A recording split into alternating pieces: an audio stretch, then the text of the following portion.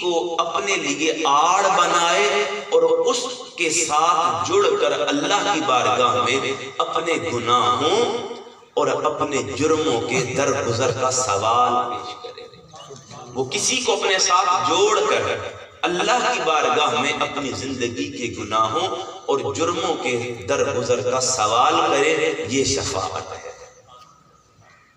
اور اسی طرح تاج العروس میں شفاعت سے مراد ہے هو الطلب لغیرہ یشفع بہ الی المطلوب، کسی دوسرے کے لیے شفاعت طلب کرنا جس کی سفارش کے ذریعے منزل مقصود تک پہنچا جائے. یعنی کسی کی سفارش وہ آپ کو منزل مقصود تک پہنچاتی ہے اور ایسے حال میں پہنچاتی ہے کہ اللہ اس کی سفارش کے ذریعے اور اس کے ساتھ جڑنے کی برکت سے اور شفعن کے سایہ ارادت میں آنے کی وجہ سے اللہ اس کے جرموں اور گناہوں کو معاف فرما دیتا ہے. تو یہ شفاعت ہے. یعنی شفاعت کا سادہ سا لغوی شرعی اصطلاحی مفہوم یہ ہے کہ قیامت کے دن عقیدہ شفاعت کی روشنی میں مفہوم یہ بنتا ہے کہ بندے اپنے نامہ اعمال کو مصطفیٰ کریم کے ساتھ جوڑ کر رب کی بارگاہ میں پیش کرے. یہ شفاعت ہے. یہ کیا ہے؟ میں نے اس کی ضرورت و اہمیت آپ کو بتا دی کہ عقیدہ شفاعت یہ قرآن سے ثابت ہے، نبی رحمت کے مبارک فرمان سے ثابت ہے. جب یہ قرآن سے اور نبی رحمت کے مبارک فرمان سے ثابت ہے، اس کے بعد اگر کوئی اس کا منکر ہے تو اس کے لیے شرعی حکم کیا ہے کہ وہ کافر ہے. کیا ہے؟ کافر ہے. قرآن مجید فرقان حمید میں اللہ جل مجدہ نے ارشاد فرمایا من ذا الذی یشفع عندہ، کون ہے جو تمہارے رب کی بارگاہ میں تمہارے لیے سفارش کر سکتا ہے. اب بعض لوگ اس آیت کے اتنے حصے کو پیرالل لے کے چلتے ہیں اور لوگوں کے اعتقادات کو، نظریات کو، عقائد کو خراب کرنے کی صحیح کرتے ہیں. وہ کہتے ہیں دیکھیں کون ہے جو اللہ کی بارگاہ میں سفارش کر سکتا ہے، کون ہے جو اللہ کے حضور تمہارے لیے استعداء پیش کر سکتا ہے، کون ہے جو اللہ کی بارگاہ میں تمہارے لیے وساطت اور وسیلہ بن سکتا ہے. وہ کہتے ہیں دیکھیں اللہ نے تو صراحت کے ساتھ آیت الکرسی میں فرما دیا کہ کوئی اللہ کی بارگاہ میں تمہاری سفارش نہیں کر سکتا. میں کہتا ہوں جو یہ آیت پڑھ کر لوگوں کے عقیدوں کو خراب کرتے ہیں ان کی مثال انہی لوگوں کی ہے جو کہتے ہیں پس تم نماز کے قریب نہ جانا، چونکہ اللہ نے قرآن میں فرما دیا. پوری آیت وہ لوگ نہیں پڑھتے، اگر وہ یہاں بھی پوری آیت پڑھ لیتے تو اللہ بالمتصل فرما رہا ہے ہاں کسی کے پاس سفارش کا حق نہیں ہے مگر الا باذنہ، جنہیں اللہ نے اپنی بارگاہ سے شفاعت کا اذن عطا فرمایا، جنہیں اپنی بارگاہ سے سفارش کا اذن عطا فرمایا ہے وہ جب چاہیں گے جسے چاہیں گے یہاں سے نکال کر وہاں لے جائیں گے. اب ہم وہ آیات طیبات جنہیں شفاعت کے عقیدہ کے رگ میں قرآن سے پیش کیا جاتا ہے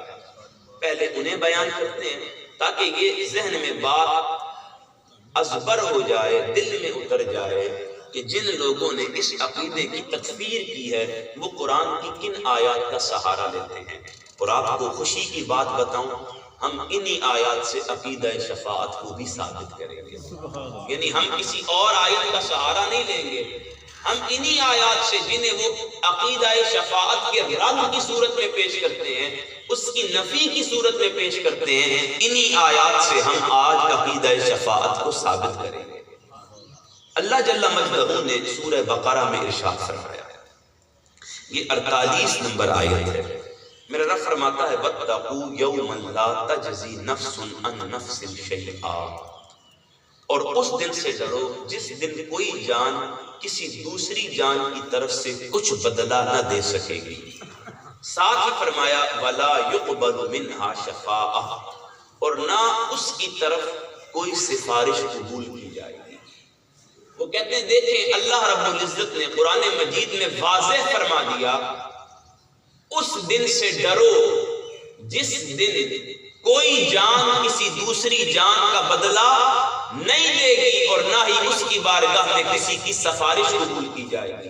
وہ کہتے ہیں رب نے صراحت کے ساتھ شد و مد کے ساتھ عقیدہ تکفیر کی نفی کر دی اور مسلمانوں کو فرما دیا کہ کسی اور پر بھروسہ کر کے نہیں بیٹھنا، اعمال صالحہ کرنا۔ اعمال صالحہ ہی وہ واحد ذریعہ ہیں جو تمہیں رب کی بارگاہ میں سرخرو کرائیں گے، کیونکہ اللہ نے کسی کی سفارش کو اس یوم محشر میں قبول نہیں کرنا۔ دیکھیں قرآن مجید فرقان حمید کے ساتھ اتنا بڑا المیہ ہے، اتنا بڑا ظلم ہے، اتنی زیادتی ہے کہ بعض لوگ اسی قرآن کی وہ آیات کو جنہیں اللہ جل مجدہ نے صراحتاً کنایتاً یا درایتاً کفار کے لیے اتارا تھا، وہ ان آیات کو ایمان والوں پر، اولیاء پر، اتقیاء پر، اصفیاء پر اور انبیاء پر چسپاں کرتے ہیں اور ان کی شانوں کے اعتبار سے تنقص کو، تنقیص کو فروغ دیتے ہیں اور عوام کے اعتقادات کو خراب کرتے ہیں۔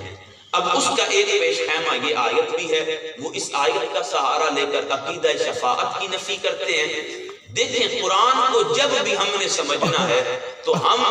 کسی ایسے شخص سے قرآن کو نہیں سمجھیں گے جو خود بھی قرآن کے معارف سے، علوم سے کورا ہو۔ ہم نے جب بھی قرآن کو سمجھنا ہے پہلی ترتیب ہمارے لیے وہ لوگ ہوں گے جنہیں سب سے پہلے صاحب قرآن نے قرآن کی تربیت عطا کی ہے، جنہیں رسول کریم نے خود قرآن کے معانی، مطالب اور مفاہیم سکھائے اور ان کے درمیان قرآن رسول کریم کے سینہ اطہر پر اترا ہے۔ ہم ان سے قرآن سیکھیں گے۔ آئیں اس آیت کی تفسیر کے ذیل میں ہم رئیس المفسرین، حبر الامہ، ترجمان قرآن سیدنا عبداللہ ابن عباس کی بارگاہ میں چلیں۔ ہم ان سے پوچھتے ہیں کہ عبداللہ ابن عباس بتلائیں تو صحیح کہ یہ جو رب نے فرمایا وَاتَّقُوا يَوْمًا لَا تَجْزِي نَفْسٌ عَن نَفْسٍ، اس نفس سے مراد کیا ہے؟ کون سی جان ہوگی جو اللہ کی بارگاہ میں قیامت کے دن کسی دوسری جان کا بدلہ نہیں دے سکے گی؟ عبداللہ ابن عباس فرماتے ہیں لوگوں سن لو، لا تجزی نفس عن نفس، کہ اللہ نے جو فرمایا نا کوئی جان کسی دوسری جان کا بدلہ نہیں دے سکے گی، اس سے مراد ان نفس الکافرہ، کافروں کا نفس ہے۔ قیامت کا دن ہوگا، اللہ جن جان کے بدلے میں کسی جان کو کوئی بدلہ عطا نہیں کرے گا وہ بندہ مومن کا نفس نہیں ہوگا۔ عبداللہ ابن عباس فرماتے ہیں ان نفس الکافرہ، وہ کافروں کی جان ہوگی کہ اللہ کافروں کے بدل میں کسی کی سفارش قبول نہیں کرے گا، یعنی کافروں کے بدلے میں اللہ کسی جان کا کوئی بدلہ عطا نہیں کرے گا۔ اسی طرح امام ابن کثیر اپنی تفسیر میں فرماتے ہیں، فرماتے وَلَا يُقْبَلُ مِنْهَا شَفَاعَةٌ، یہ جو اللہ نے فرمایا نا اسی آیت کے ذیل میں کہ اس دن کسی کی سفارش قبول نہیں کی جائے گی، وہ کون لوگ ہیں جن کی اللہ سفارش قبول نہیں کرے گا؟ حافظ ابن کثیر فرماتے ہیں یعنی من الکافرین، کہ اللہ کافروں میں سے کسی کی سفارش قبول نہیں کرے گا، یعنی قیامت کے دن اللہ جس جان کے بدلے میں کسی جان کا بدلہ نہیں چکائے گا وہ بھی کافر مراد ہے، اور جس کی سفارش قبول نہیں کرے گا اس سے بھی کافر مراد ہے۔ بھائی کافر کون ہوتا ہے؟ کافر وہ ہوتا ہے جو اس کی ربوبیت کا منکر ہوتا ہے، مصطفیٰ کریم کی نبوت کا منکر ہوتا ہے، اس کی الوہیت کا منکر ہوتا ہے، مصطفیٰ کے معیار نبوت کا منکر ہوتا ہے، وہ اس کی ذات میں شریک کرتا ہے، مصطفیٰ کے معیار میں تنقیص تلاش کرتا ہے۔ وہی کافر ہے نا جو اس کی ربوبیت کا منکر ہو اور مصطفیٰ کی نبوت کا منکر ہو۔ رب فرماتا ہے قیامت کا دن ہوگا، میں ان کافروں کے بدلے میں جنہوں نے دنیا میں میری اور میرے مصطفیٰ کی تکفیر کی تھی، میں ان کافروں کے بدلے میں کسی کی نہ ہی شفاعت قبول کروں گا اور نہ ہی ان کافروں کو کسی جان کا بدلہ عطا کروں گا۔ رسول کریم فرماتے ہیں کافر کوئی نیک کام کرتا ہے، صالح کام کرتا ہے، چیریٹی کے کاموں میں حصہ ڈالتا ہے، وہ دنیا کے فلاحی کاموں میں اپنا تعاون معاونت کی صورت میں پیش کرتا ہے، اللہ اس کافر کو دنیا میں اس کا بدل عطا فرماتا ہے۔ قیامت کے دن اللہ اس آیت کے مصداق اس کافر کو دنیا کے کاموں کا اجر آخرت میں عطا نہیں فرمائے گا۔ اس سے مراد وہ کافر ہے النفس الکافرہ مراد ہے، النفس المؤمنہ مراد نہیں ہے۔ لیکن کتنے یعنی افسوس سے کہنا پڑتا ہے کہ اس آیت کو بیس بنا کر وہ اہل ایمان پر عقیدہ شفاعت کی تکفیر کا فتویٰ لگاتے ہیں۔ اچھا، امام قرطبی فرماتے ہیں النفس الکافرہ، اس سے مراد کافر کا نفس ہے، لا کل نفس، ہر نفس اس سے مراد نہیں ہے۔ اسی طرح امام خازن فرماتے ہیں المعنی لا تقبل الشفاعہ، کہ اللہ کسی کی سفارش محشر میں قبول نہیں کرے گا، اذا کانت النفس الکافرہ، اس سے مراد نفس کافرہ ہے۔ تو سامعین مکرم، یہ آیت ایمان والوں کے عقیدہ شفاعت کی تکفیر نہیں کر رہی، بلکہ عقیدہ شفاعت کو ثابت کر رہی ہے کہ محشر کے دن اللہ کافروں کے حق میں سفارش قبول نہیں کرے گا، مگر جو اہل ایمان ہوں گے مصطفیٰ کریم جب ان کے حق میں سفارش کریں گے، رب ان کی سفارش کے بدل میں ایمان والوں کو جنت عطا فرمائے گا۔ اسی طرح ایک مقام ہے سورہ بقرہ کا، یہ 48 نمبر آیت تھی۔ اب 254 نمبر آیت، 254 نمبر آیت، بڑی توجہ سے سنیے گا۔ وہ کہتے ہیں چلو ٹھیک ہے، تم نے حدیث سے ثابت کر دیا کہ اس آیت سے مراد نفس کافرہ ہے، نفس مؤمنہ نہیں ہے، لیکن اللہ جل مجدہ نے سورہ بقرہ میں فرمایا یا ایھا الذین آمنوا، اے ایمان والو، انفقوا مما رزقناکم من قبل ان یأتی یوم، اللہ نے جو تمہیں مال عطا کیا ہے اس مال میں سے خرچ کرو اس دن کی آمد سے پہلے۔ کس دن کی آمد سے پہلے؟ فرمایا لا بیع فیہ، جس میں کوئی خرید و فروخت نہیں ہوگی، ولا خلۃ، اور نہ ہی کوئی مدد کی جائے گی، نہ ہی کوئی دوستی کام آئے گی، ولا شفاعہ، اور نہ کوئی سفارش قبول کی جائے گی۔ وہ کہتے ہیں دیکھیں، پہلے تو آپ نے درایتاً بتایا، روایتاً بتایا، عنایتاً بتایا کہ اللہ نے نفس مومنہ مراد نہیں لیا، نفس کافرہ مراد لیا ہے، لیکن یہاں تو اللہ ایمان والوں کو مخاطب کر کے فرماتا ہے ایمان والوں ہم تن گوش ہو جاؤ، مصطفیٰ کی زلف عنبری پر بھروسہ کرنے والوں، مصطفیٰ کی کملی کا سایہ طلب کرنے والوں، مصطفیٰ کریم پر درود اور سلام پڑھنے والوں، مصطفیٰ کی شفاعت پر بھروسہ کرنے والوں، مصطفیٰ کے ساتھ عقد قلبی قائم کرنے والوں، مصطفیٰ کا کلمہ پڑھنے والوں، مصطفیٰ پر ایمان لانے والوں، سن لو قیامت کا دن ہوگا، رب فرماتا ہے ایمان والوں اس دن کوئی خرید و فروخت کام نہیں آئے گی، نہ ہی کوئی دوستی کام آئے گی، اور نہ ہی تمہارے حق میں اللہ مصطفیٰ کی سفارش قبول کرے گا۔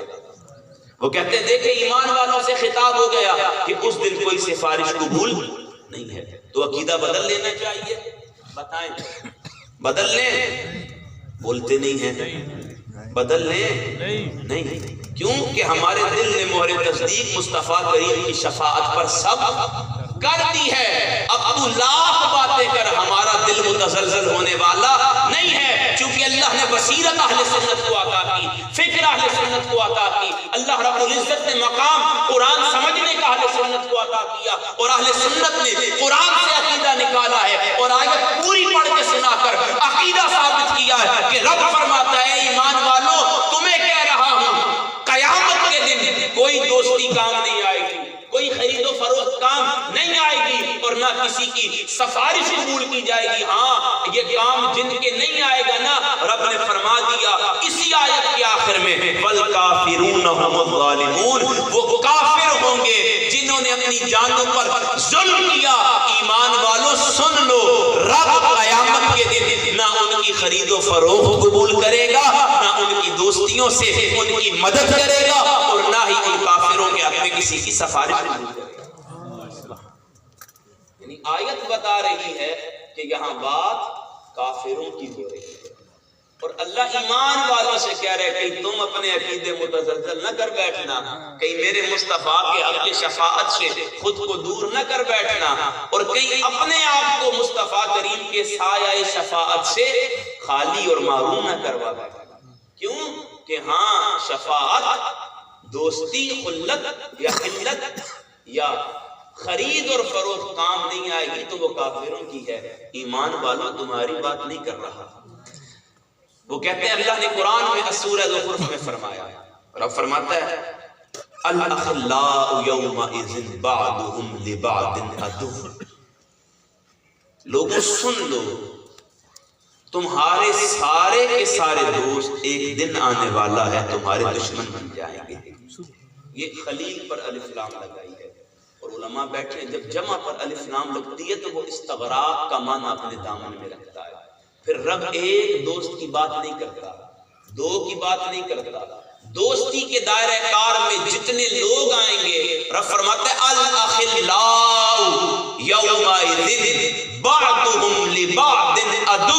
کہ تم جن پر بھروسہ کرتے ہو، جن کو اپنا مددگار سمجھتے ہو، جن کے ساتھ تمہاری دوستیاں ہیں، جن کے ساتھ روابط ہیں، جن کے ساتھ اپنا بیٹھنا ہے، رب فرماتا ہے قیامت کا دن ہوگا یہ سارے کے سارے تیرے دشمن بن جائیں گے. آپ اپنی دوستیوں کے رونے لے کر بیٹھ گئے، رب فرماتا ہے اسی قرآن میں یوم یفر المرء من اخیہ و امہ و ابیہ و صاحبتہ و بنیہ. ارے دوست چھوٹی بات ہے، مشکل آ جائے، پریشانی آ جائے، تنگی آ جائے، دشمنی گلے پڑ جائے، جو تیرے لیے مرنے مارنے پر تیار ہو جاتے ہیں، رب فرماتا ہے وہ تیرے بھائی بھی ایک دن آنے والا ہے تجھے چھوڑ کے بھاگ جائیں گے. محبت کے لقمے توڑ توڑ کھلانے والی تیری بیوی بھی تجھے چھوڑ کر چلی جائے گی. تجھے خوش پر سلا کر خود تر پر سونے والی ماں بھی تجھے چھوڑ کر چلی جائے گی.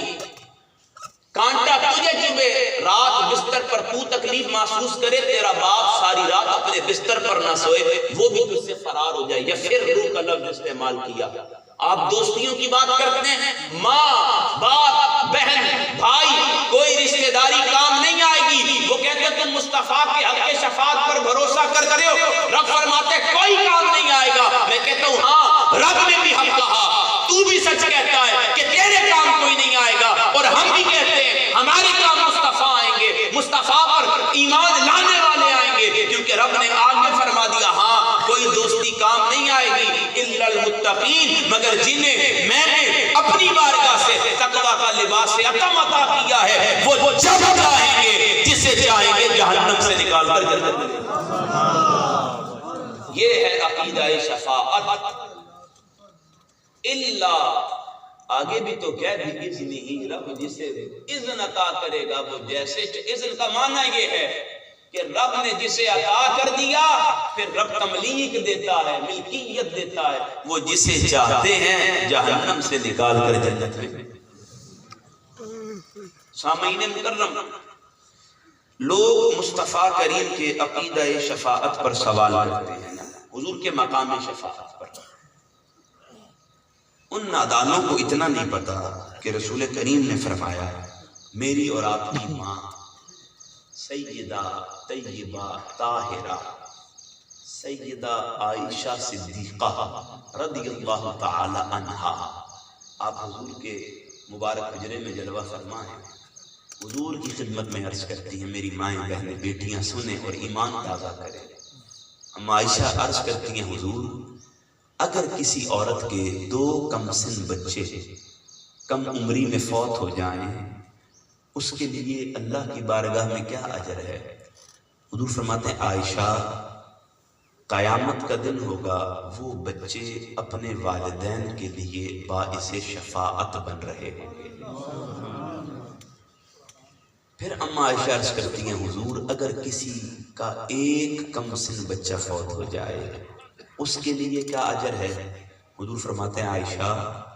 وہ 1 بچہ بھی حشر کے دن اس کے والدین کے حق میں باعث شفاعت بن رہا ہوگا. اما عائشہ عرض کرتی ہیں حضور اپنی گود کی طرف دیکھ کر ظاہر اور امت کی لاکھوں بیٹیوں کی طرف جنہیں اللہ نے ظاہر میں یہ نعمت عطا نہیں کی. اما عائشہ عرض کرتی ہیں حضور اگر کسی کو اللہ نے یہ نعمت نہ دی ہو تو اس کے لیے کیا اجر ہے؟ لوگوں سنو، حضور فرماتے ہیں کہ جسے اللہ نے یہ نعمت نہیں دی عائشہ وہ غم نہ کرے، قیامت کا دن ہوگا فانا لہم، میں مصطفیٰ آگے بڑھ کے رب کی بارگاہ میں اس کی سفارش کروا دوں گا. ارے جس کا کوئی نہیں ہوگا مصطفیٰ آگے بڑھ کے اس کی. تو سامعین مکرم، بچے اپنے والدین کے حق میں سفارش کر سکتے ہیں، مصطفیٰ سفارش نہیں کر سکتے۔ حضور فرماتے ہیں جس بیٹی کا اسقاط حمل ہو جائے، جس ماں کے پیٹ میں زہر پھیلنے سے ابورشن کروانا پڑ جائے، بچہ پیدا ہو مردہ حالت میں ہو، حضور فرماتے ہیں جس بیٹی کا اسقاط حمل ہو جائے، قیامت کا دن ہوگا، اس کے والدین کے لیے قلم قدرت سے جہنم لکھی جا چکی ہوگی۔ وہ بچہ جو رحم مادر میں ناف سے جڑا ہوا تھا، وہ جب اپنے والدین کو جہنم میں جاتا دیکھے گا، حدیث میں جدل کے لفظ ہیں، وہ فرشتوں سے رب سے مجادلہ کرے گا،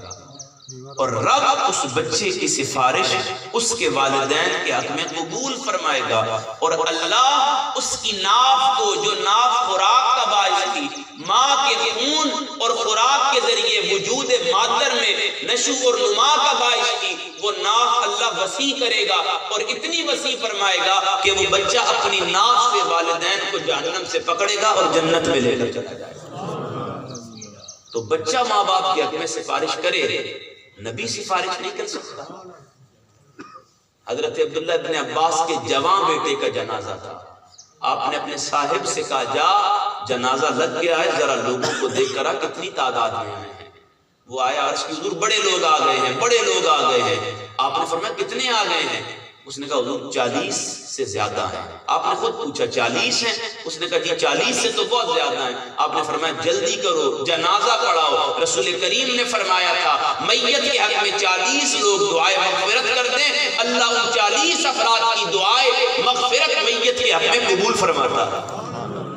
صحیح مسلم شریف میں 100 کا عدد بھی ہے کہ رسول کریم نے فرمایا 100 بندے جس کی جنازے پر جمع ہو جائیں اور دعا کریں، اللہ جل مجدہ اس میت کے حق میں ان 100 بندوں کی شفاعت کو قبول فرماتا ہے اور میت کی بخشش و مغفرت فرماتا ہے۔ تو میت کے لیے 100 بندے دعا کریں، 40 جمع ہو جائیں تو سفارش اور شفاعت ہو سکتی ہے۔ رسول کریم شفاعت نہیں کروا سکتے۔ رسول کریم صلی اللہ تعالی علیہ وسلم نے فرمایا، حضور فرماتے ہیں لوگوں سنو، شہید کا مقام اور مرتبہ یہ ہے کہ وہ شہید ہوتا ہے، خون کا قطرہ زمین پر بعد میں گرتا ہے، اللہ جل مجدہ جنت میں اسے اس کا مقام پہلے دکھا دیتا ہے۔ حضور فرماتے ہیں کہ اسے ایمان کا لباس اطہر عطا کیا جائے گا اور وہ اپنے ساتھ 70 رشتہ داروں کی شفاعت کروائے گا۔ یعنی جو رشتہ دار جہنم میں جا رہے ہوں گے، شہید ان رشتہ داروں کو اپنے ساتھ جنت میں لے کر چلا جائے گا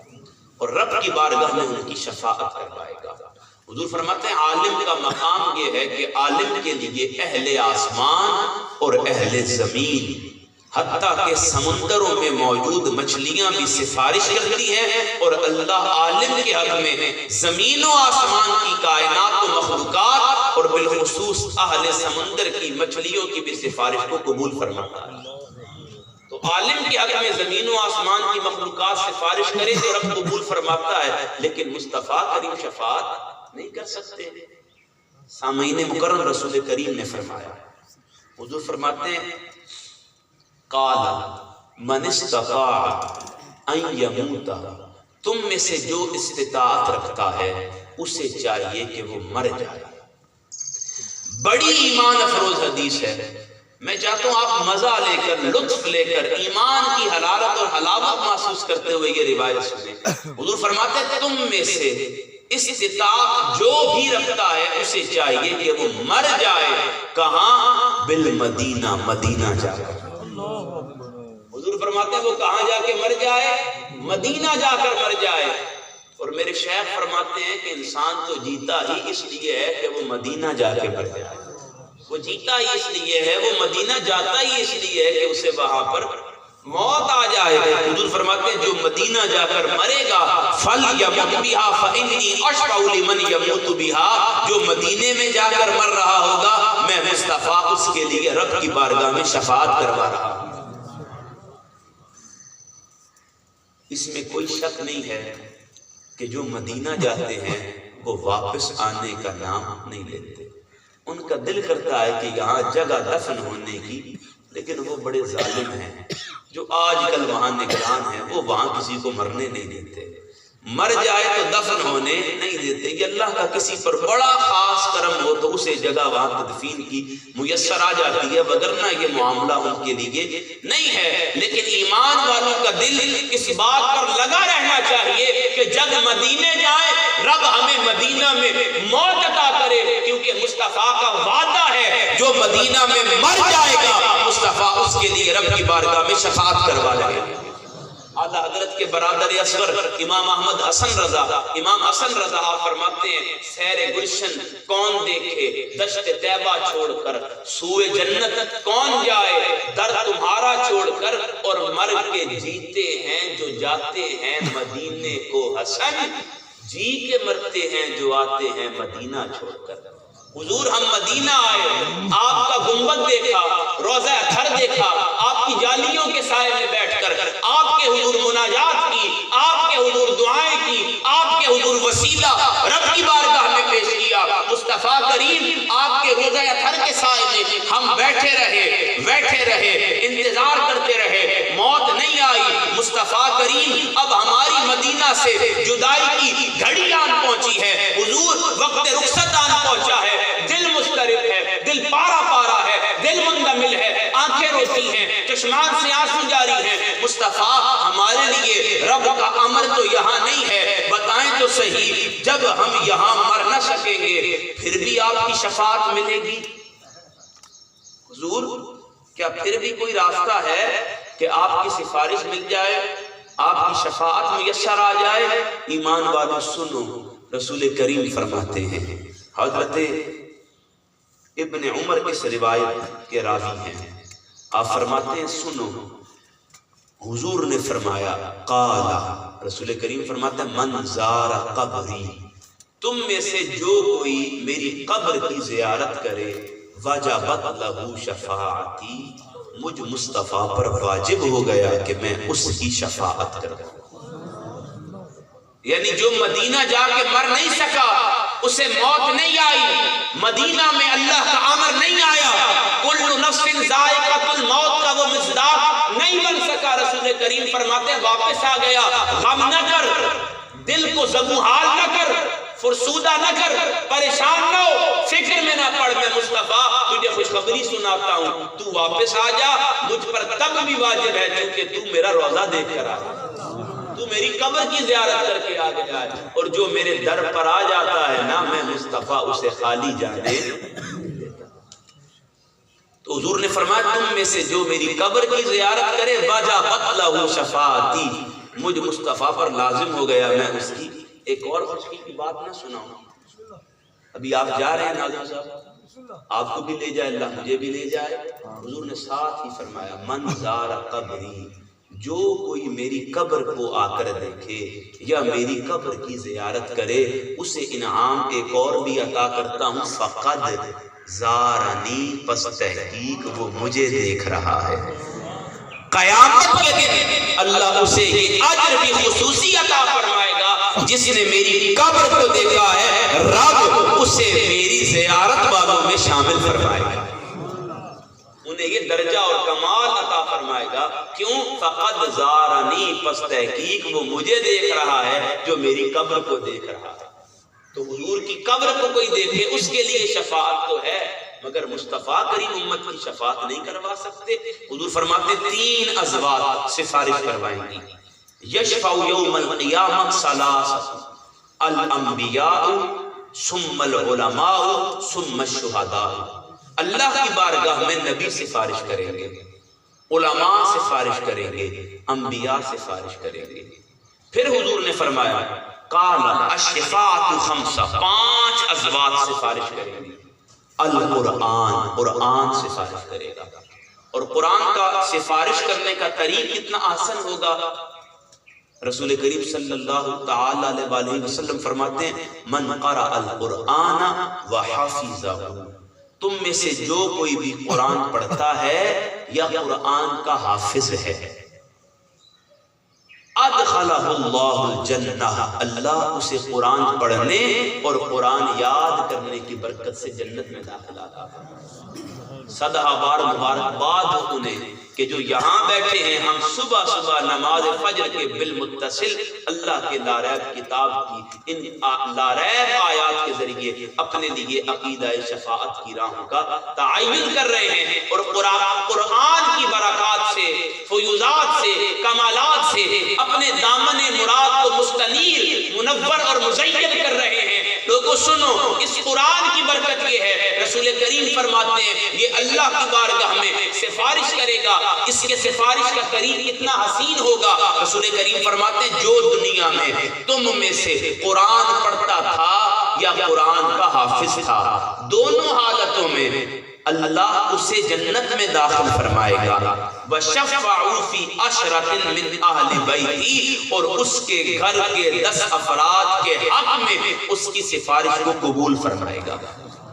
کن لوگوں کے حق میں قبول فرمائے گا؟ فرمایا كُلَّهُمْ قَدِ اسْتَوْجَبَ النَّارَ، ان کے حق میں قبول نہیں فرمائے گا جن اللہ جنت بھیج رہا ہو، نہیں، جن پر قلم قدرت جہنم واجب کر چکا ہوگا، قرآن پڑھنے اور یاد کرنے والوں کو اللہ یہ اجر عطا فرمائے گا کہ وہ اپنے گھر کے 10 افراد کو اللہ کی بارگاہ سے جن پر جہنم واجب ہو چکی ہوگی، اللہ قرآن کی برکت سے ان حافظ قرآن اور قاری قرآن کے ذریعے ان لوگوں کو جہنم سے نکال کر جنت کا پروانہ عطا فرمائے گا۔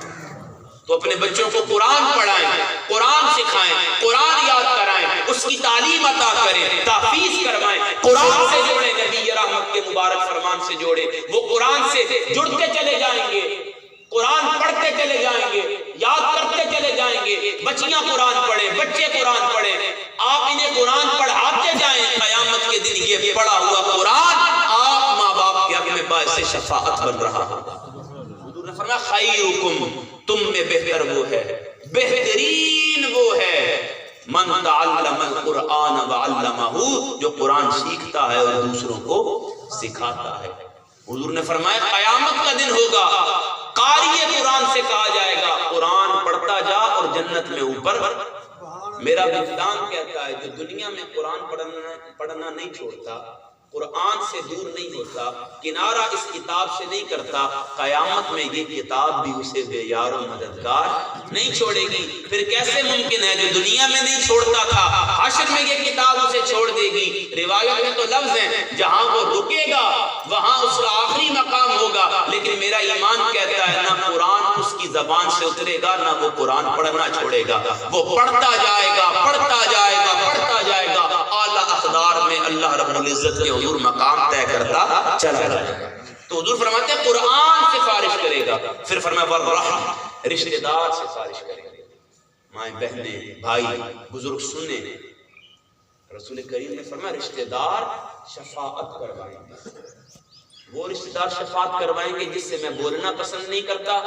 جس سے میں سلام کرنا پسند نہیں کرتا، جس کو میں گلے لگانا پسند نہیں کرتا، جس کو میں دیکھنا پسند نہیں کرتا، وہ گزر جائے میں نہیں گزرتا، وہ چلا جائے میں نہیں جاتا، وہ بات کرے میں بات نہیں سنتا، میں بات کروں وہ بات نہیں سنتا۔ ہمارے نزدیک صلہ رحمی کیا ہے کہ جو گلے ملے اس سے گلے ملتے ہیں، جو بات کرے اس سے بات کرتے ہیں، جو حال چال پوچھے اس سے علیک سلیک کرتے ہیں۔ رسول کریم فرماتے ہیں سنو یہ صلہ رحمی نہیں ہے، صلہ رحمی کیا سل اس سے جوڑ، من قاطع آقا جو تیرے ساتھ توڑتا ہے۔ کیوں؟ جب تو اس سے جوڑے گا قیامت کا دن ہوگا، وہ بھی جنت میں جائے گا، تجھے بھی اپنے ساتھ جنت میں لے کر چلا جائے گا۔ تو اپنے دل سے قدورتیں نکالیں، نفرتیں نکالیں، عداوتیں نکالیں، بغض نکالیں، حسد نکالیں، دوستیاں بڑھائیں، محبتیں بڑھائیں، تعلقات بڑھائیں، باہمی روابط پیدا کریں، ایک دوسرے کے ساتھ میل جول رکھیں۔ کیا خبر کہ وہ جنت میں جائے، آپ معاشر کی گرمی میں ہوں، اس سے جڑنے کی برکت سے اللہ آپ کو بھی اس کے ساتھ۔ تو فرمایا رشتہ دار شفاعت کروائیں گے۔ پھر فرمایا والامان، امانت دار سفارش کروائیں گے۔ قومی سطح پر ہم سارے بے ایمان بن چکے ہیں، ناراض تو نہیں ہوں گے میری بات سے، ہمارے حکمران بھی بے ایمان ہیں، ہمارے مقتدر بھی بے ایمان ہیں، اور ذاتی حیثیت اور انفرادی حیثیت میں ہم خود بھی بے ایمان ہیں، ہم خود بھی بے ایمان ہیں۔ بے ایمانی سے مراد کیا ہے؟ ہم حق کی بات بھی جھوٹ بول کر کرتے ہیں، سچ بھی، صاف بھی، کورا بھی، واضح بھی جھوٹ بول کر بیچتے ہیں۔ ایسا کرتے ہیں نہیں کرتے؟ بے ایمانی ہمارے مزاج میں ہے، جبکہ رسول کریم فرماتے ہیں امانت دار، جو امانت دار ہوگا، امانتوں کا امین ہوگا، وہ قیامت کا دن ہوگا رب کے حضور شفاعت کروا رہا ہوگا۔ حضور کے بعثت سے پہلے، ظاہراً اعلان نبوت سے پہلے، کفار و مشرکین کے ساتھ جو حضور کے معاملات تھے، حسن سلوک پر مبنی حضور کے تعلقات تھے، اعلان نبوت کے بعد وہ مصطفیٰ کے منکر تھے، مگر مصطفیٰ کے امین ہونے کے منکر۔ وہ حضور کو اس وقت بھی کیا کہتے تھے کہ آپ صادق بھی ہیں اور امین بھی ہیں۔ تو رسول کریم نے فرمایا جو میری اس سنت پر عمل کرے گا وہ بھی یوم محشر بخشش اور مغفرت کروا رہا ہوگا۔ پھر حضور نے فرمایا نبیکم، نبی سفارش کروائیں گے۔ پھر حضور نے ساتھ بالمتصل فرمایا وَأَهْلُ بَيْتِي، اور میری اہل بیت سفارش کروائیں گے۔ سامعین مکرم، آج اہل بیت کا نام آئے، آج علی المرتضیٰ کا ذکر ہو، سیدہ کائنات کی بات ہو، حسن کا تذکرہ چھڑے، حسین کی بات ہو، زین العابدین کا نام آئے، باقر کا نام آئے، جعفر صادق کا نام آئے، موسیٰ کاظم کا نام آئے، حسن عسکری، علی، نقی، تقی، رضا کی بات آئے، ہم بات کرتے چلے جائیں، لوگوں کے پیٹ میں مڑوڑ اٹھتی ہے، بخار آتا ہے، طبیعت خراب ہوتی ہے، وہ فتوے لگاتے ہیں، بغض و حسد میں اندھے ہو جاتے ہیں، جبکہ رسول کریم فرما رہے محشر کا دن ہوگا، نفسا نفسی کا عالم ہوگا، حبس ہوگی، انسان اپنے کان کی لو تک پسینے میں ڈوبا ہوا ہوگا، سگا نیزے پر سورج ہوگا، لیکن اس محشر کے میدان میں جس کے دل میں علی کا عشق ہوگا، فاطمہ کا حیا ہوگا، حسن کی محبت ہوگی، حسین کا عشق ہوگا، جن کے دل میں میرے اہل بیت کا پیار ہوگا، میری اہل بیت انہیں معاشر کی گرمی میں چنتی جائے گی اور جنت میں داخل کرتی چلی جائے گی۔ اہل بیتی، میری اہل بیت سے فارغ کرے گی۔ تو سامعین مکرم بتائیں، ایمان کے ساتھ حالت مراقبہ میں جا کر تصور اور تخیل واضح کریں، عقل روشن کریں، دل کو منور کریں، اور میرے سوال کا جواب دیں۔ قرآن اور نبی رحمت کے مبارک فرمودات کی روشنی میں اتقیاء سے فارغ کر سکتے ہیں، قرآن سے فارغ کر سکتا ہے، علماء سے فارغ کر سکتے ہیں، شہداء سے فارغ کر سکتے ہیں، آدم سے عیسیٰ تلک آنے والا ہر نبی سے فارغ کر سکتا ہے، بچے ماں باپ کے لیے سفارش کر سکتے ہیں، لیکن ہمارا نبی سفارش نہیں کر سکتا۔ یعنی آپ امت کو یہ عقیدہ دے رہے ہیں ہر سفارش کرنے والا سفارش کر سکتا ہے مگر مصطفیٰ سفارش نہیں کر سکتے۔ لوگوں سنو، قرآن مجید فرقان حمید میں اللہ جل مجدہ نے ارشاد فرمایا، رسول کریم کے سینہ اثر پر اترنے والا قرآن ہے، میرا رب قرآن میں فرماتا ہے عَسَىٰ أَن يَبْعَثَكَ رَبُّكَ مَقَامًا مَحْمُودًا۔ مصطفیٰ کریم، رب کریم نے آپ کو مقام محمود عطا فرمایا۔ کیا عطا فرمایا؟ مقام محمود۔ آپ تفسیر کی کوئی کتاب اٹھا لیں، شرح اس کی کسی نے لکھی ہو، آپ کھولیں پڑھتے چلے جائیں، مقام محمود ہی مقام شفاعت ہے، مقام محمود ہی مقام شفاعت ہے۔ رسول کریم علیہ السلام سے پوچھا گیا جب یہ آیہ کریمہ اتری، حضور مقام محمود کیا ہے؟ فرمایا مقام شفاعت ہے۔ حضرت عبداللہ ابن عباس فرماتے ہیں مقام محمود مقام شفاعت ہے، جس جگہ اولین و آخرین یعنی آدم سے عیسیٰ تک اور ابو بکر سے مہدی تک ہر کوئی کھڑا ہو کر رسول کریم کی حمد اور ثنا بیان کر رہا ہوگا، وہ مقام شفاعت مقام محمود ہے۔ رسول کریم صلی اللہ تعالی علیہ وآلہ وسلم، محشر کا دن ہے، میدان محشر کا سج چکا ہے، اللہ جل مجدہ اپنی شان کے لائق عرش پر جلوہ فرما ہے، رسول اپنی شان کے لائق اعلیٰ ممبروں پر جلوہ فرما ہے، نبی اپنی شان کے لائق اعلیٰ مسندوں پر رونق افروز ہے،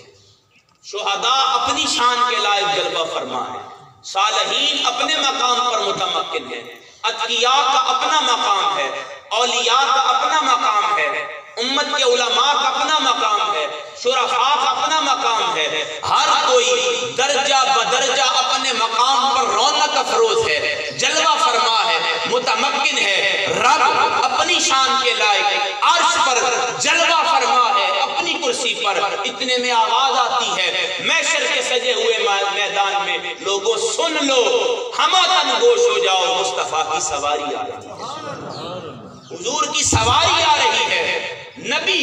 حضور کو آتا دیکھتے کہتے محمد نبی ہیں، اللہ محمد کو ہمارے درمیان جلوہ فرمائے گا۔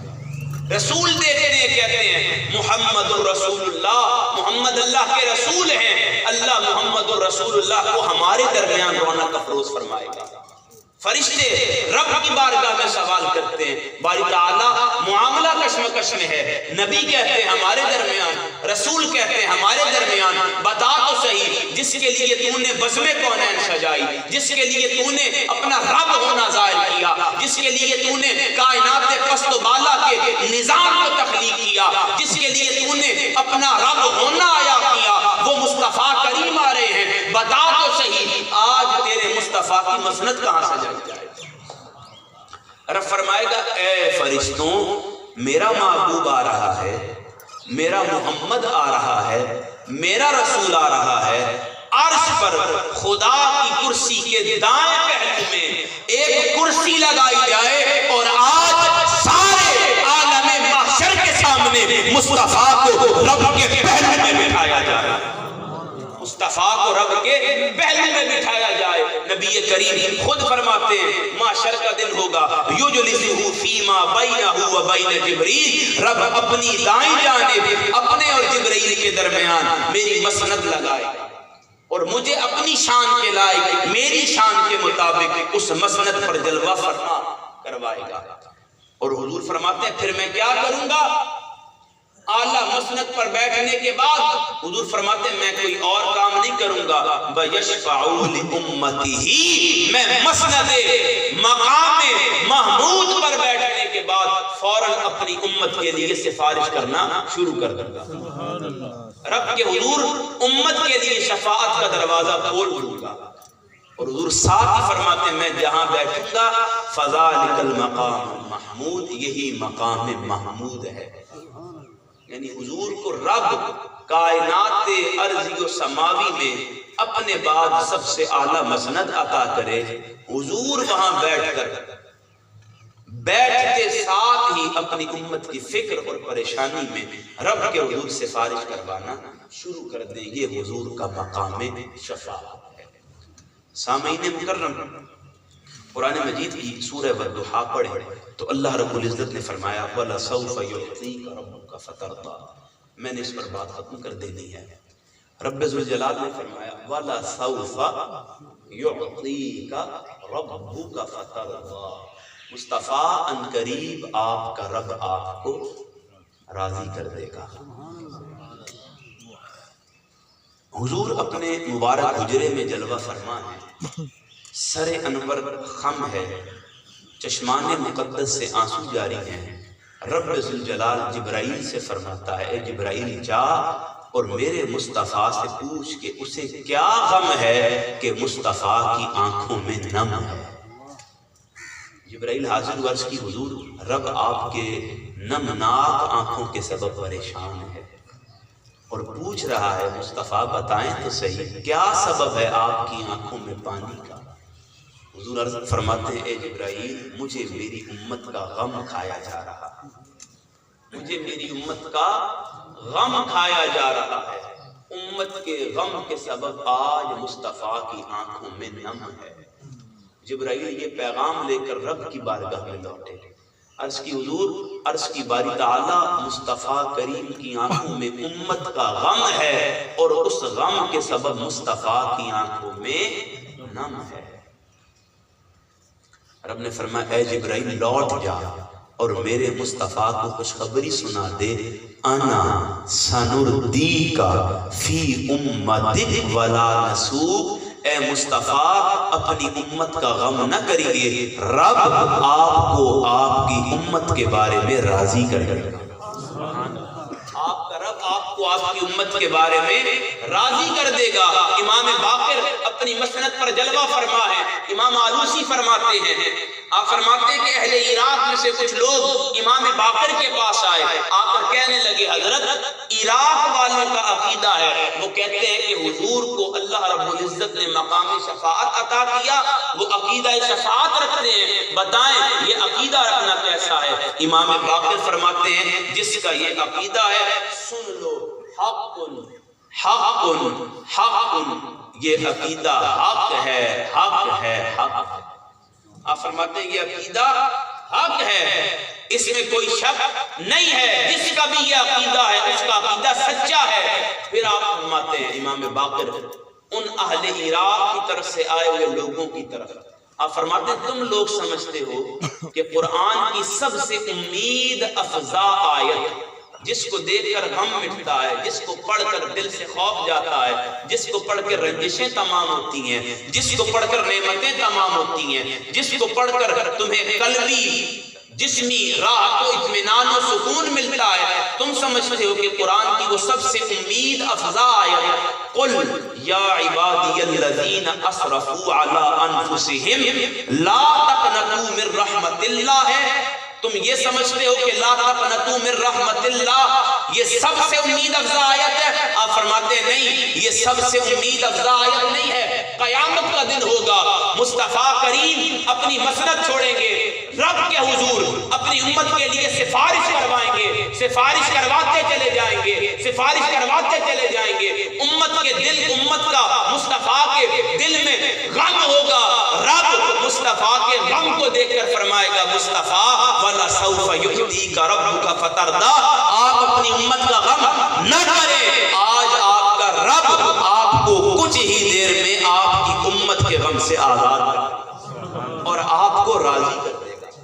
کیا کر دے گا؟ راضی کر دے گا۔ سامعین مکرم، رسول کریم صلی اللہ تعالی علیہ وآلہ وسلم رب کی بارگاہ میں امت کی بخشش اور سفارش کرواتے چلے جائیں گے، کرواتے چلے جائیں گے، کرواتے چلے جائیں گے۔ رب ہر بار مصطفیٰ سے پوچھے گا حل انت راض، مصطفیٰ تو اپنے رب سے راضی ہے؟ حضور فرمائیں گے نہیں، جب تک سفارش کا آخری قلمدان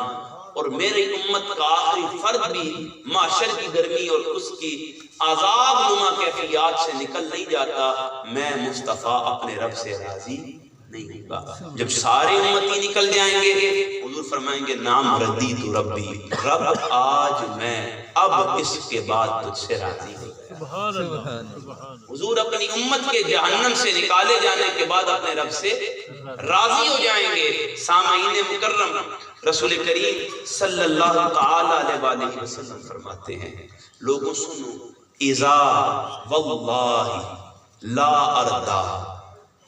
خدا کی عزت کی قسم میں اس وقت تک اپنے رب سے راضی نہیں ہوں گا وواحد من امتی فی النار، جب تک میرا آخری امتی بھی جہنم سے نکال نہیں دیا جاتا۔ اسی طرح حضور فرماتے ہیں یہ شفاعت فی امتی حتی یردا، میری امت کے حق میں میں سفارش کرواتا چلا جاؤں گا یہاں تک کہ میں اپنے رب سے راضی ہو جاؤں گا۔ سامعین مکرم، حضور علیہ السلام کا مقام شفاعت کیا ہے کہ حضور اپنی امت کے غم میں ہیں، حضور اپنی امت کی سبب اپنی آنکھوں کو نم کیے ہوئے ہیں اور اپنے رب کی بارگاہ میں امت کی سفارش کروا رہے ہیں۔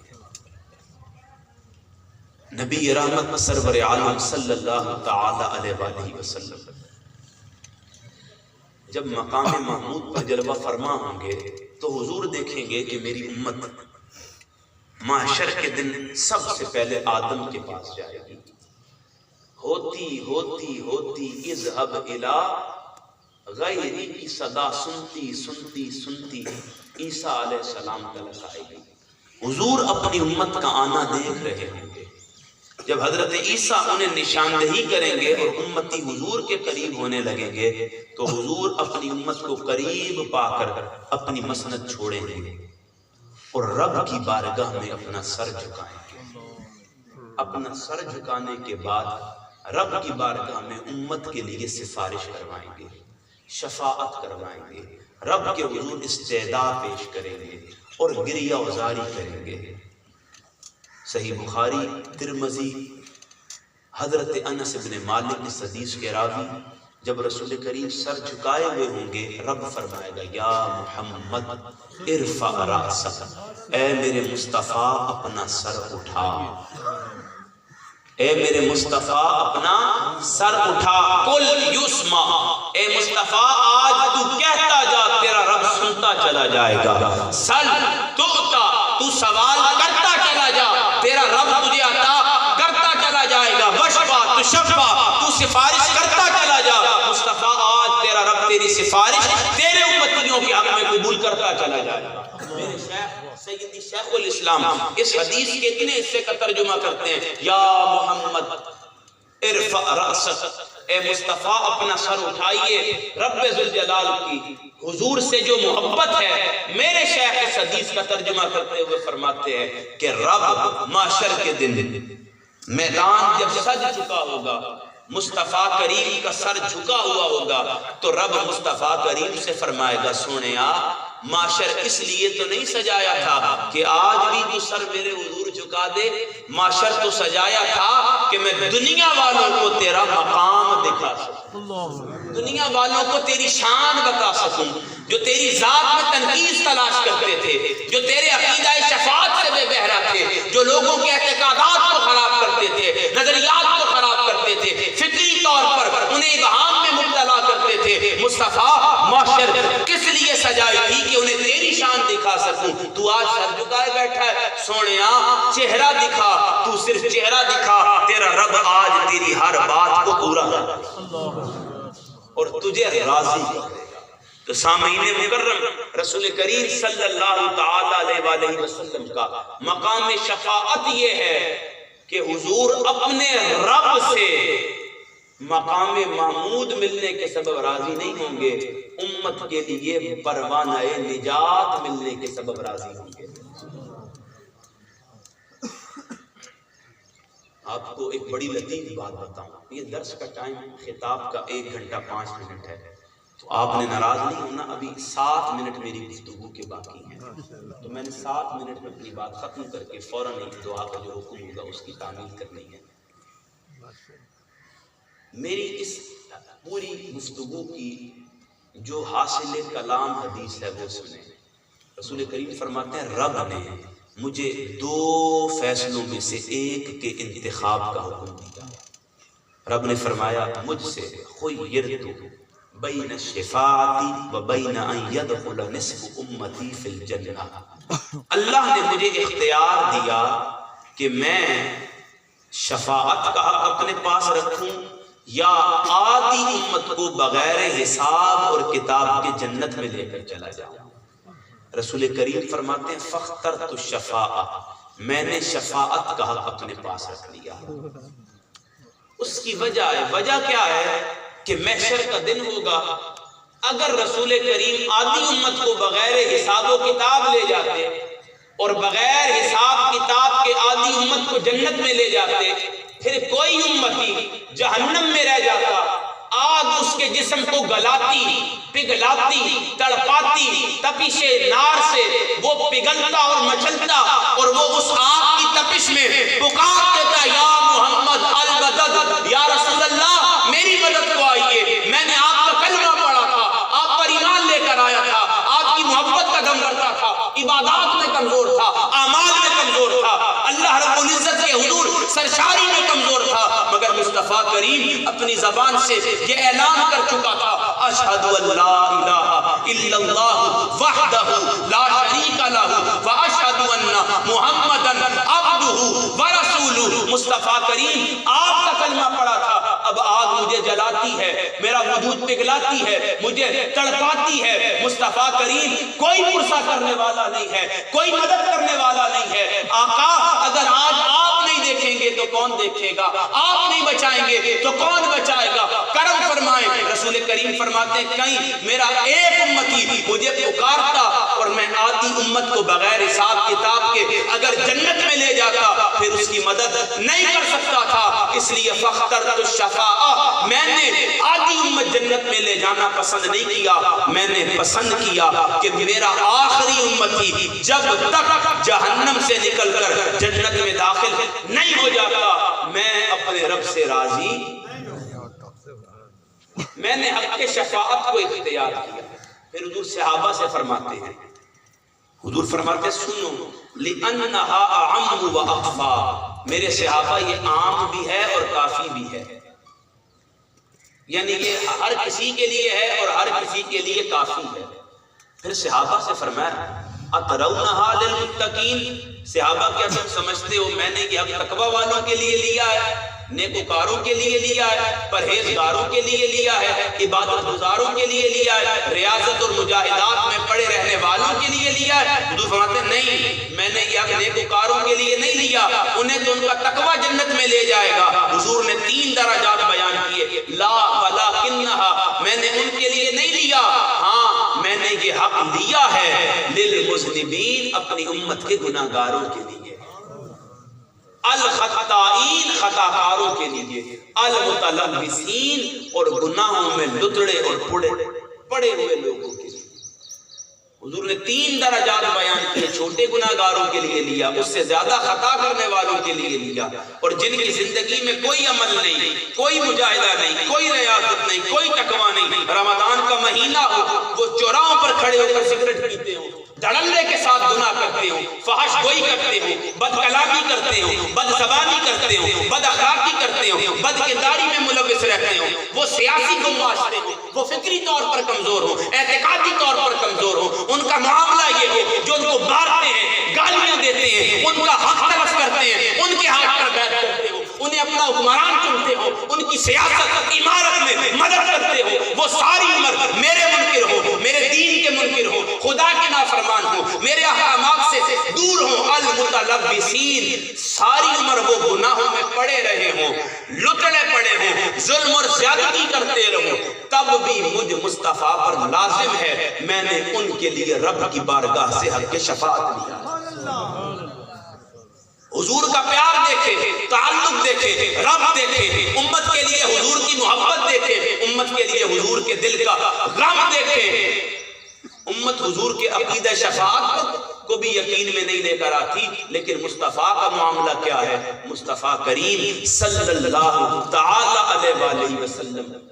3 درجات میں المتلبسین تک کہ جو پورے کے پورے گناہ میں ہیں، ان کا روح بال بال گناہ میں ڈوبا ہوا ہے، مصطفیٰ کریم ان کے لیے بھی رب کی بارگاہ میں شفاعت۔ یہ ہے میرے مصطفیٰ کا مقام شفاعت۔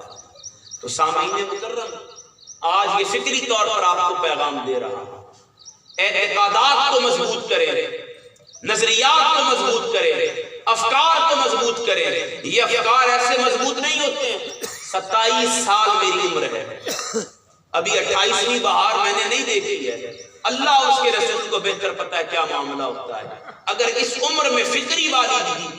نظریاتی والدگی، اعتقادی مضبوطی اگر مجھے اس زمانے میں حاصل ہے، خدا وحدہ لا شریک کی عزت، اس کے جلال کی قسم کسی اور کا اس میں ہاتھ نہیں ہے، اس میں ہاتھ فقط ڈاکٹر طاہر القادری کا ہے، جس نے مجھے اعتقادی طور پر مضبوط کیا، فکری طور پر مضبوط کیا، نظریاتی طور پر مضبوط کیا۔ جب مصطفیٰ کے عقیدہ شفاعت پر قدغن لگائی جانے لگی، حضور کے مقام شفاعت کا انکار کیا جانے لگا، حضور کے عقیدہ شفاعت سے امت کو دور کیا جانے لگا، سیدی شیخ الاسلام نے قرآن اور احادیث صحیحہ کی روشنی میں کتاب الشفاء لکھی، اور اس کتاب سے امت کے نوجوان اور ملت کے مرد و خواتین کے عقیدہ شفاعت کو پختہ بھی کیا اور مصطفیٰ کریم کے ساتھ تعلق کو بحال بھی کیا۔ یہ درس عرفان قرآن اس کی سب سے بڑی واضح دلیل ہے۔ اب آپ بہنیں بتائیں، بیٹیاں بتائیں، مائیں بتائیں، بچے آپ کی اپنی سفارش کروا سکتے ہیں، مصطفیٰ نہیں کروا سکتے؟ عالم سفارش کروا سکتا ہے، اتقیاء کروا سکتے ہیں، اہل بیت کروا سکتی ہے، صحابہ کروا سکتے ہیں، آدم سے عیسیٰ تک ہر نبی کروا سکتا ہے، اور ان نبی کو مسجد اقصی میں نماز پڑھانے والے امام الانبیاء نہیں کروا سکتے؟ لوگوں جس طرح ہر وصف کا ایک درجہ اکم ہوتا ہے، ہر کمال کی ایک منتہا ہوتی ہے، ہر عروج پر اللہ نے اعراج رکھی ہے اور ہر سفر کو بلندی میں معراج عطا کی ہے، اس طرح ہر شے، ہر وصف، ہر کمال کی معراج ہے، مصطفیٰ کریم کے ہر وصف کی بھی ایک خاص معراج ہے۔ تو اگر ہر کوئی شفاعت کروا سکتا ہے تو مصطفیٰ کا مقام شفاعت ہی مقام محمود ہے۔ تو سامعین مکرم، اگر آپ چاہتے ہیں فکری اور اعتقادی طور پر کمزوریاں مزید دور ہوں، نظریاتی طور پر مزید پختگی آئے، اور ہم فکری طور پر اس فتنے کے دور میں اگر زندہ رہیں، تب بھی رسول کریم کے دین کا حیا، پاس رسول کریم سے تعلق اور اپنے قلبی، اپنے سینے میں حلاوت و حرارت کی صورت میں محسوس کرتے رہے، تو میں آپ کو رفاقت کی دعوت دیتا ہوں۔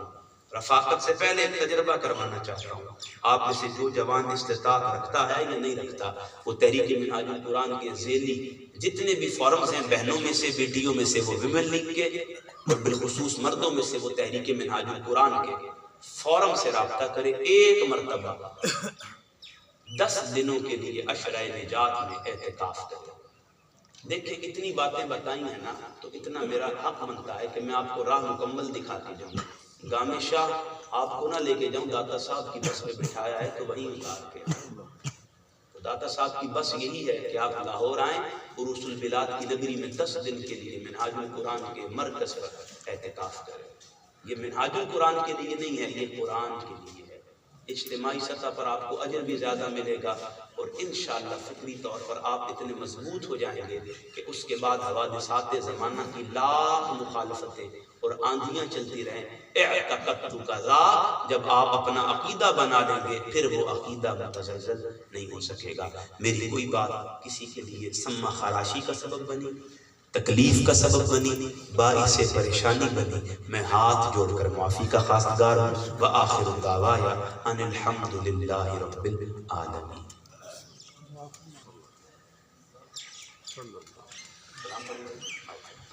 دو شعر ہم نبی رحمت کی بات کریں۔